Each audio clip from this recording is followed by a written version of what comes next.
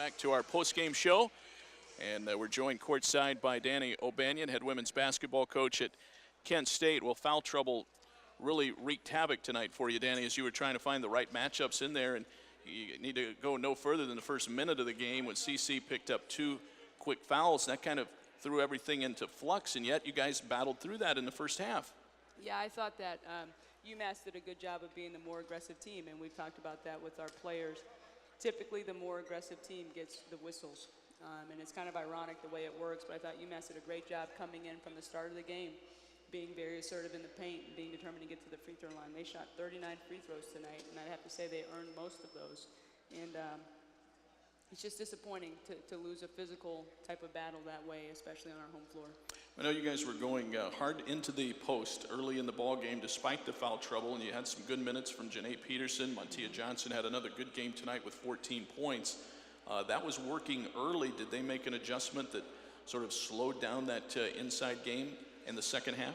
I don't think it was a matter of a major adjustment, Dave. I just thought that their post play was more physical than ours, and that's the truth of the matter, and that's something obviously that we'll have a conversation about and get back to work on in practice. But again, credit UMass. They were a very physical team. They were the more determined team in the paint tonight. Well, they ended up with a 24-22 advantage in the paint, but in the first half, you guys had outscored them in the interior by 10.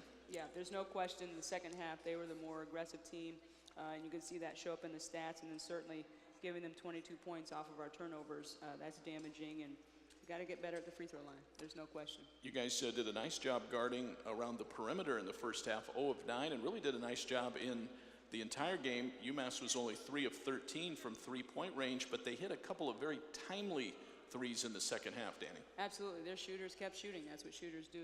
You shoot until you make it, and I thought that they hit a couple of big threes at crucial points in the game. So again, a lot of credit to UMass. They came out here on the road after having some significant travel delays, getting out of Massachusetts, and they earned it tonight.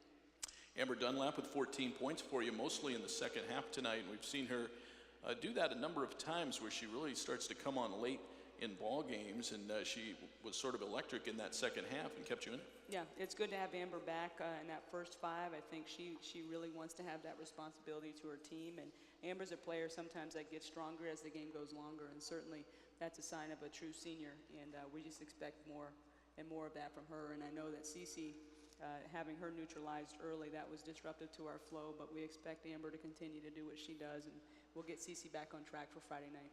Well, we did mention Janae Peterson did a nice job for you, probably the most playing time she has seen as a freshman so far this season. Peterson finished the game with 7 rebounds, 9 total points. A nice job sort of answering the call unexpectedly, especially early. Sure, and that's something that we've talked a lot about with our reserves, is that they have to stay ready. They do additional cardio days after the games so that they can be ready to help their team be successful, and I think Janae's a perfect example. You know, last couple games she hadn't smelled the floor, and so tonight she came in ready to contribute and help us try to earn a win. Danny, you guys showed some 2-3 zone tonight, very effective. You were switching from that man-to-man back to the zone a little bit. How did you assess the 2-3 and its effectiveness tonight? You know, I thought it helped us to mix up defenses. Certainly it was necessary due to our foul trouble, so I thought our players managed our changing defenses fairly well in a situation where we haven't changed that often. We'll see you here on Friday night. A tough St. Bonaventure team comes in. Hopefully we'll get a good crowd here for you guys on Friday night. We'll see you then. Friday night at 7. If you want to wear an ugly holiday sweater, that would be a good idea. We're going to try to bring one home so everybody can go home happy. All right.